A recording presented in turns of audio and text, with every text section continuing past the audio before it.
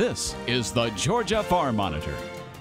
Since 1966, your source for state and national agribusiness news and features for farmers and consumers about Georgia's #1 industry, agriculture.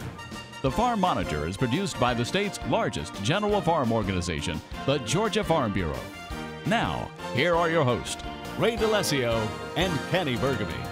All right, good morning, afternoon, or evening, whatever time you're watching us. We are just so happy you tuned in for another edition of the Georgia Farm Monitor. I'm Ray DeLessio. And I'm Kenny Burgamy. As always, the stories are aplenty this week. Straight ahead on the program, his name was synonymous with thoroughbred racing. Now fans are remembering the legendary Cigar. Also on the program, Damon Jones takes us to America's Georgia and shows us how the students there are preparing for a potential career in agriculture. And then later, the story of how one couple turned their fledgling farm into a frightening attraction, all in the name of Halloween. These stories and much, much more starting right now on the Georgia Farm Monitor. Georgia peanut producers are out in the fields harvesting their 2014 crop. The Monitor's Mark Wildman paid a visit to one Tift County peanut farmer who's excited about the harvest season, but realizes farmers have seen better years. Every year, peanut farmers look forward to the day they roll their harvesters out in the field and gather their crops. This year, Wes Shannon is doing just that on a beautiful Tift County afternoon. This is good picking weather for peanuts. Got a light breeze. It's not out of the east today. Good warm temperatures, not too hot, but good time to be harvesting peanuts in South Georgia. Unfortunately, the entire growing season has not been as good a day as this. And as a result, there are some very disappointed farmers around the state. It's a mixed thing. We hear some sad stories around. Places just did not get rain at all. Some crop that absolutely a disaster crop for some people. Others seems to have a pretty good crop, and especially the irrigated crop seems to be good. As Wes walks a row of freshly plowed up peanuts, he gets his first look at one of his fields. Every field is different, and it takes the experienced eye of the farmer to make the best decision for his farm. These look okay. This is a field of dryland peanuts. We've got some pods that have a 2 peanut pod and 1 peanut in them.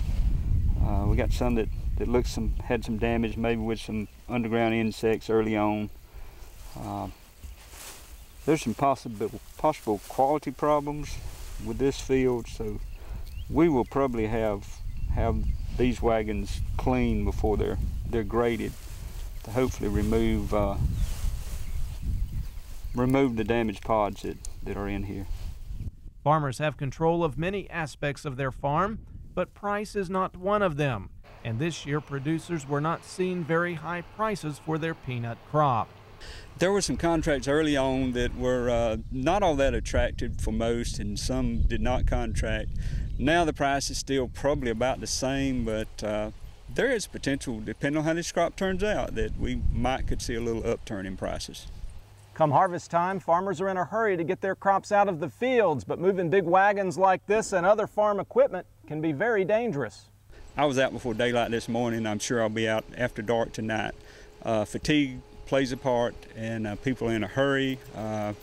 Tempers may even get a little bit excited from time to time, so there's so many chances for something to happen, so we just have to be careful.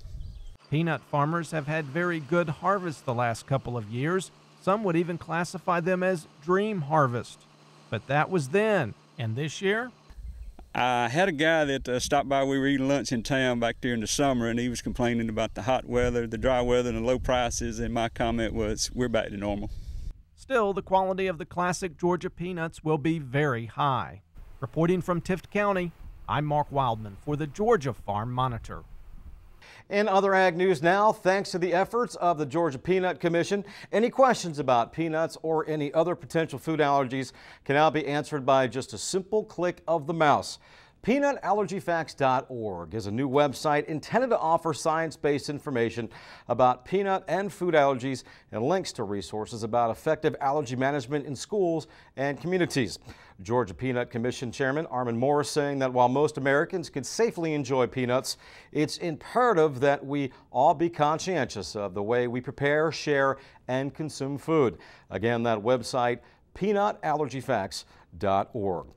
On a sadder note, one of the greatest thoroughbreds of all time has died. Cigar, the two-time Horse of the Year, whose 16-race winning streak matched the sport's greatest achievements, died October 7th from complications following surgery for severe osteoarthritis in his neck. Upon his retirement in 1999, Cigar had won 19 of 33 starts and earned nearly $10 million. He was 24 years old.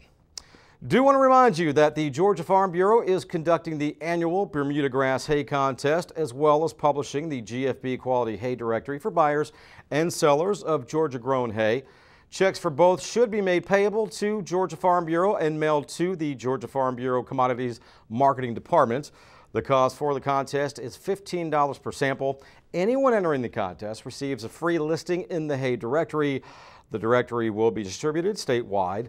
The cost for listing in the hay directory alone is $10. The deadline to submit entries for both the contest and the directory is October 31st. For more information on how to submit your hay sample, log on to the web address you see there on your screen. That is gfb.org/haycontest. Well, back to our top story now, which is peanuts. Probably one of the best known peanut farmers in this country is our former president and Georgia native Jimmy Carter. Having just celebrated his 90th birthday, the former president and his wife Rosalind were on hand recently in his hometown for this year's annual Plains Peanut Festival. A salute to fall and to Georgia peanuts. Those are just some of the reasons why the annual festival attracts a family audience. It was a breezy day this year when the young and seniors alike from around the state, the region, the U.S., and around the globe came to Plains to pay tribute to peanuts. It brings together a commodity. We get a lot of vendors that come from all over the country and a lot of people that see us on the internet and come here from all over the world. Naturally, the industry likes to remind consumers of the benefits of peanuts and the many products that are associated with it, and who better to speak on their behalf than the former president. Oh my Lord, he loves Plains, Georgia. And I take it kind of personal because I want people to come and understand why he loves Plains, Georgia. So I really kind of take my job personal to make sure that everybody does. He is wonderful. He will do anything for us that we ask. Could not ask somebody to be more supportive of our organization. As you probably know, Georgia produces about half the total peanuts in the United States, about as much as all the rest of the states put together. But we are very proud of our friends from South Carolina, Virginia, West Virginia, and so forth. So we are very glad to have all of you here as well. Celebrating Georgia's famous crop always is an exciting time for the people of Plains and Sumter County, and it's a great time to salute the crop, according to Ruth Sanders, who helps head up the festival. The peanut industry is huge in our area and all of South Georgia, not just Plains, Georgia, but all of Southeast Georgia. So that is a huge thing for the economy and you know, just to keep our people going, because that's what we have to realize is that, you know, we can do all of this and we can make this work, but our local citizens have got to make a living. It's an annual event in Plains that is filled with fun as runners receive awards from former President Carter, and a lot of folks enjoy watching the annual parade, all in honor of Georgia peanuts. It's the best nutrition you can get. As President Carter said, you want to prevent heart disease, you want to prevent diabetes, and you want to prevent colon cancer. You know what you do? You eat peanuts every day. All right, well, plenty more to come on the Monitor, including a report on why food prices at the grocery store continues to go up. But first, what kind of winter can we expect here in the Southeast? Well, the models are in. Your forecast when the Georgia Farm Monitor continues.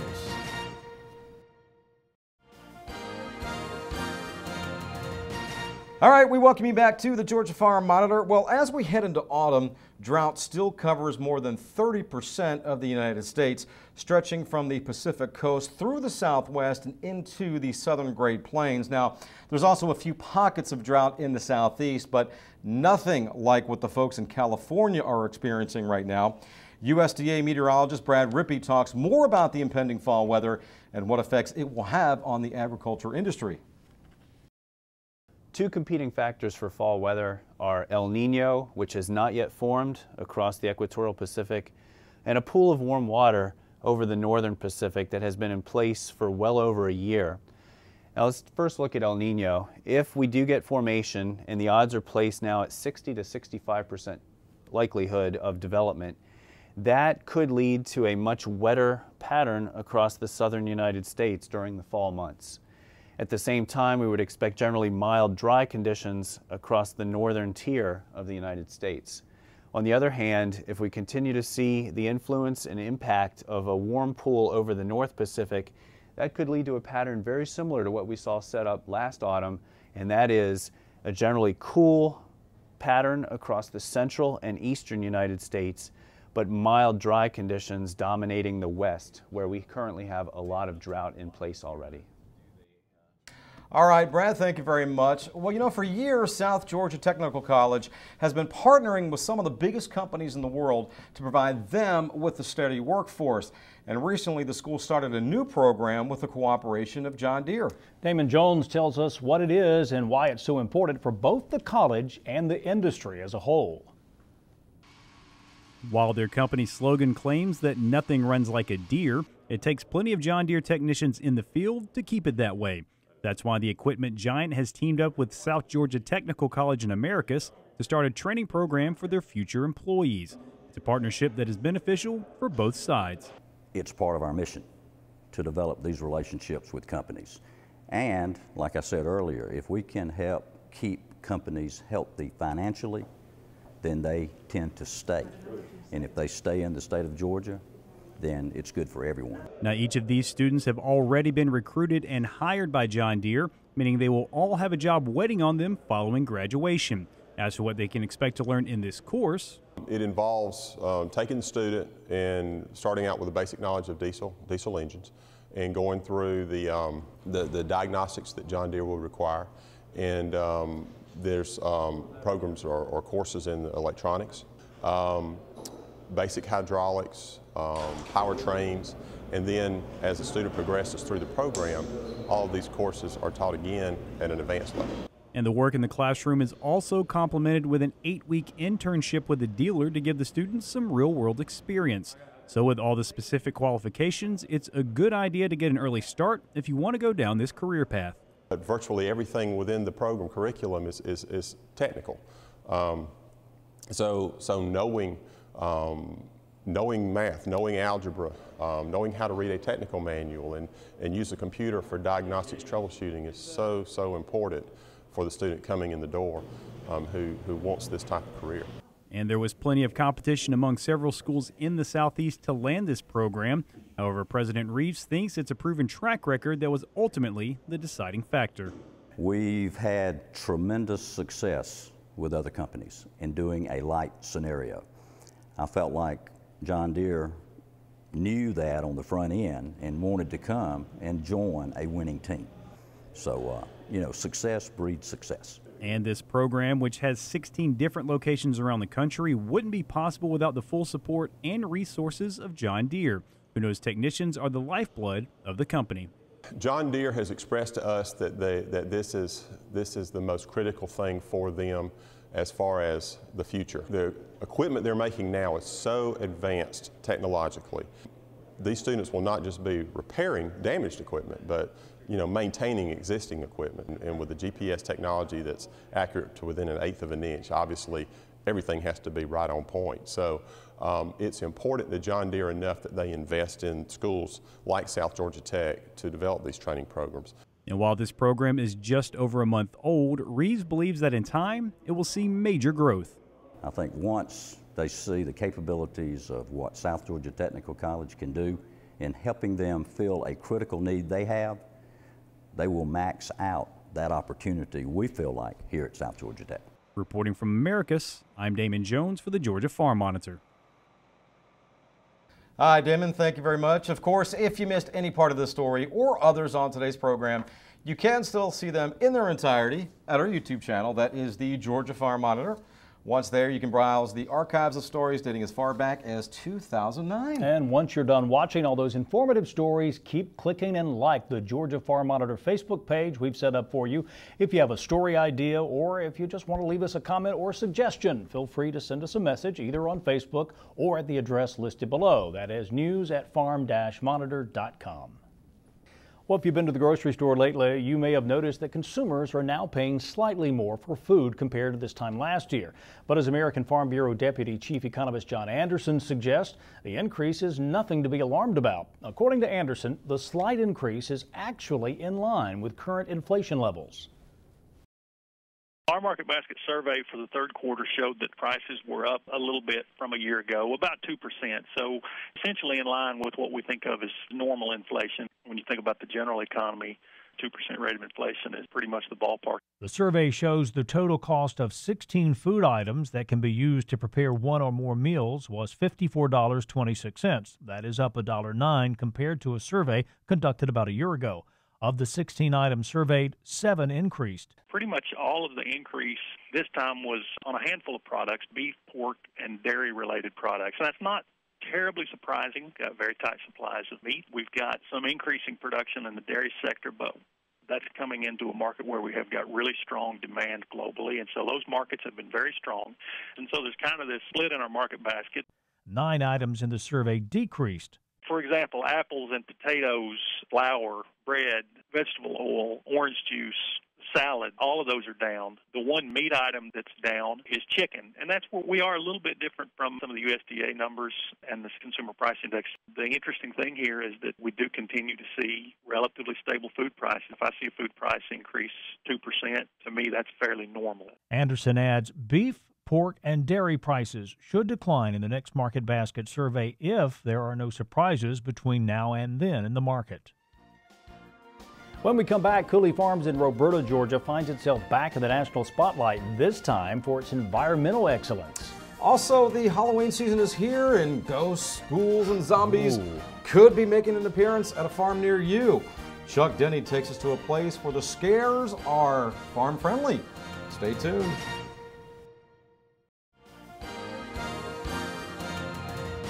Rarely do you think of agriculture as terrifying. But tell that to the folks at Deep Well Farm in Lenore City, where zombies roam the grounds. If you run indoors to escape the walking dead, you could end up in this haunted house known as Dead Man's Farm. Of course, it includes a handy morgue, and the whole place is decorated in early Texas chainsaw. At Deep Well, they take their farm and add the lights. Ideas come from me, and I tell my husband, he goes with it from there. He can make anything or build anything, so all I say is, why don't we do this? Deep Well is a fun mix of Halloween and agritourism. There's a 5-acre corn maze. Someone once actually did call 911 from here because they couldn't find their way out. You'll also see pumpkins galore amidst the gore, all sizes and colors, ready for purchase. They've taken a small piece of ground here that they couldn't really make a living off of farming in our conventional mindset or way of thinking. But what they've done is they're right here on a great traffic area, and they're attracting a lot of students, a lot of school groups. As Halloween has gotten bigger and bigger over the years, it seems natural that fall agritourism would capitalize on that. And let's face it, if the zombie apocalypse is inevitable, why not have it on a pretty Loudoun County farm? Take that, undead dude. A new feature here this Halloween. For a few bucks, you can shoot zombies with paintball guns. You start off with 100 paintballs, and then you will run halfway through, and then you'll have an opportunity to reload with 100 more. The zombies do not shoot back at you. That's good to know. Zombies are dangerous enough. So if you have the heart and stomach for it, bravely venture to a Tennessee agritourism farm this Halloween season. When you hear this word, they mean business. This is Chuck Denny reporting. That is awesome. Great stuff, Chuck. Well, speaking of awesome, Johnny Isaacson, one of 9 Georgia lawmakers who the American Farm Bureau recently honored with their annual Friend of Farm Bureau Award. Now, that makes the 7th time Senator Isaacson has received the award. Other repeat winners this year include Georgia Congressman John Barrow, Sanford Bishop, Jack Kingston, Austin Scott, David Scott, Lynn Westmoreland, and Rob Woodall. And Ray, also appearing on that list and winning the award for the 7th time, is outgoing U.S. Senator Saxby Chambliss.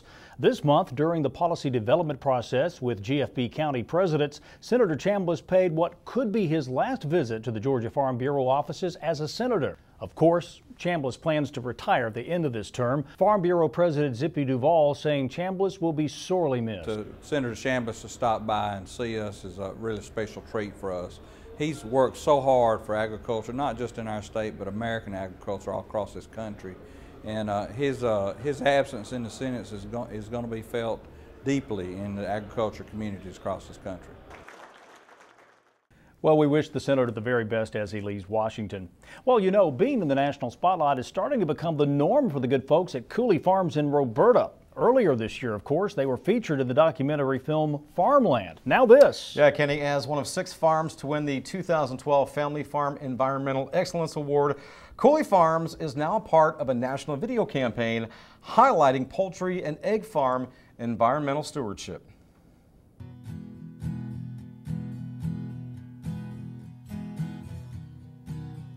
I have a son and 2 daughters. I also have 7 grandchildren. It's important to me that I be an example to them as how I've took care of the land. One day when they may take it over, that example I've set will carry on through them. Cooley Farms is one of U.S. Poultry's Family Farm Environmental Excellence Award winners. The vast majority of poultry farms in the United States are owned and operated by families, such as the Cooleys. Family farms make up 98% of all American farms. I'm Larry Cooley. I'm a poultry, cattle, and hay producer here in the county. Cooley Farms in Roberta, Georgia has more than 1,050 acres of land in which chickens and cattle are raised and hay is grown.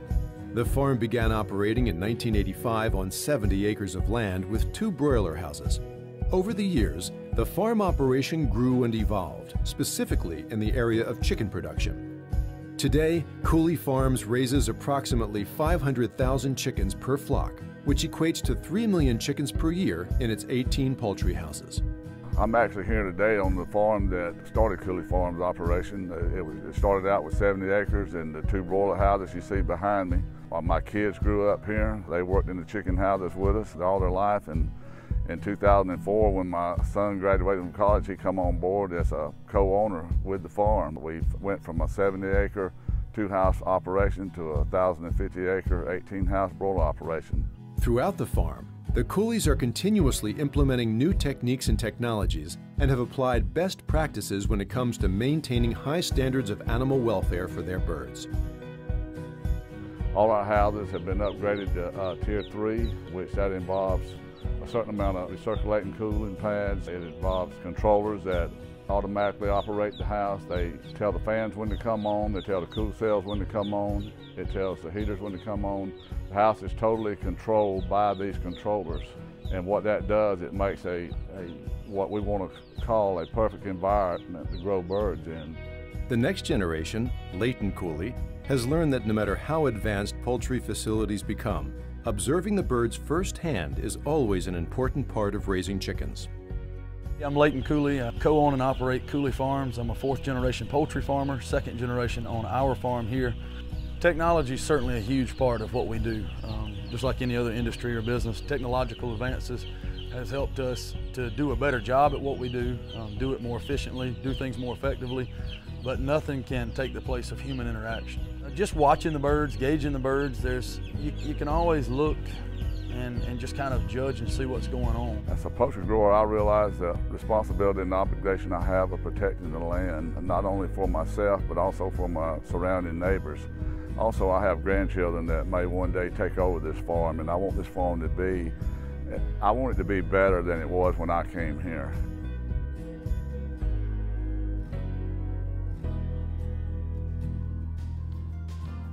All right, good stuff. Well, that is going to do it for this week's edition of the Georgia Farm Monitor. Yeah, here's a weekly reminder for all the latest ag info regarding food, great recipes, and what's happening down on the farm. Be sure and check out our Twitter, Facebook, and Pinterest pages. You'll stay informed and see what's up in the world of farming and the Farm Monitor Show. You're ready to go. You get those scripts all rolled up and everything. Take care, everybody. We'll see you next week right here on the Georgia Farm Monitor. Have a great week.